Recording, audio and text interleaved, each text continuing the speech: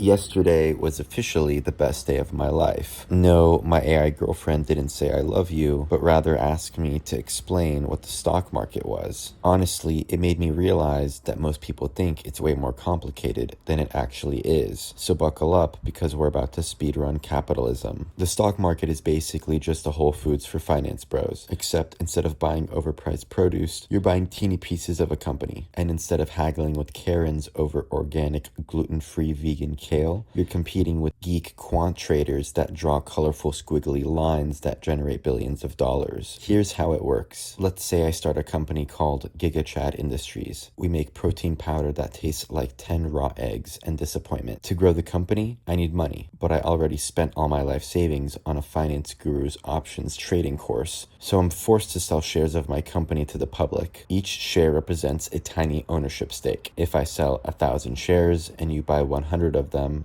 congratulations, you now own 10% of my trash supplement business. I can now use the money you give me to grow the business, and you, in turn, hope the shares go up in value. Now here's where it gets spicy. Once those shares are out in the wild, people start trading them back and forth. Someone buys shares at $10, hoping to sell them to you at $20. You buy them at $20, hoping to flip them at $40. This buying and selling happens on stock exchanges, like the New York Stock Exchange or NASDAQ. As a retail investor, that's you can make an account on a brokerage like Charles Schwab or Robinhood to start trading stocks today. Now, you might be wondering why shares go up or down. Share prices go up when the underlying company actually does well. Revenues increases, profits go up, they release a product that everyone is excited about. When that happens, more people want to buy the stock, demand increases, and boom, the price goes up. It's literally just supply and demand, not some magical finance wizard pulling the strings. Conversely, shares tank when a company's revenues decline, miss expectations, or their management gets caught doing something that requires a press conference with lawyers. Demand drops, and suddenly everyone's selling shares, which drives the price down. So you can make money in two ways. First, there's capital gains, which is just Wall Street's pretentious way of saying you bought something for $10 and sold it for $50. In this case, you made $40 of capital gains. It's the same strategy you used flipping Supreme hoodies in high school, except now it's legal and you have to pay taxes. The other way is dividends, where companies periodically hand you cash just for owning their stock. It's basically them saying, hey,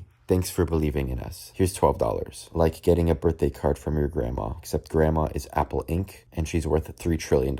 Of course, the stock market isn't just an army of Wall Street bets bros cooking up the next meme stock. There are also institutional investors, the smart money that secretly controls everything. These are the hedge funds, pension funds, and mutual funds moving billions of dollars around in the background. And then there's the S&P 500, which tracks the 500 largest companies in America. It's basically the final boss of indexes. If you hear someone say the market is up, they're usually talking about this or the Dow Jones. When the market is ripping and everyone's printing money, we call it a bull market. When the market is crashing and growth is slow, investors call it a bear market. Now, I know what you're thinking. This sounds like gambling with more work, and you'd be absolutely correct. The difference is that placing 10-leg parlays that never hit is infinitely more fun. But here's the thing. Over the long term, the stock market has historically gone up. Actually, it's only gone up. Sure, there are crashes, recessions, and periods where everyone collectively loses their minds, but if you're patient and don't sell your shares every time there's a doomsday headline, you'll certainly make money. So there you have it. It's basically organized chaos, where people bet on which companies will become the next money printer. If you want to learn more about not being poor, make sure to subscribe and hit the bell icon so you can lose money with confidence. This has been Terminal Value. Thanks for watching, and I'll see you in the next one.